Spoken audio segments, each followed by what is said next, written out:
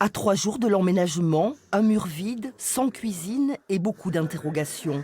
Quand il y a 20 mois, Stéphane et son épouse commandent à Cuisine Plus Mérignac la cuisine équipée sur mesure de leurs rêves, ils sont loin d'imaginer les problèmes qui les attendent. En mars 2022, on a laissé un premier chèque d'acompte de 500 €.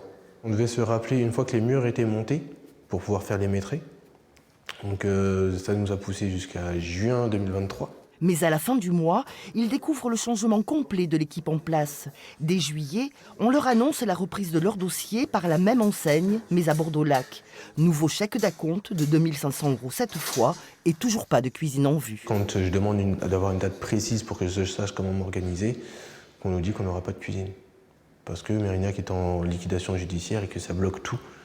Et que du coup, l'usine ne produit pas de cuisine. Donc depuis le début qu'on nous annonce une livraison, en fait, on nous dit que c'était en production, ça n'a jamais été produit. Arriver dans une maison sans cuisine avec un bébé et un enfant, c'est un peu compliqué.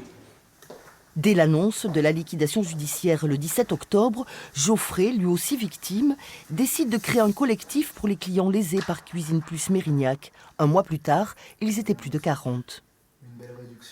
Une liquidation judiciaire qui survient comme ça alors qu'on encaisse des acomptes, c'est quand même assez étrange. Comment on explique ça? Comment on récupère des acomptes alors qu'on sait qu'on est en train de couler un magasin?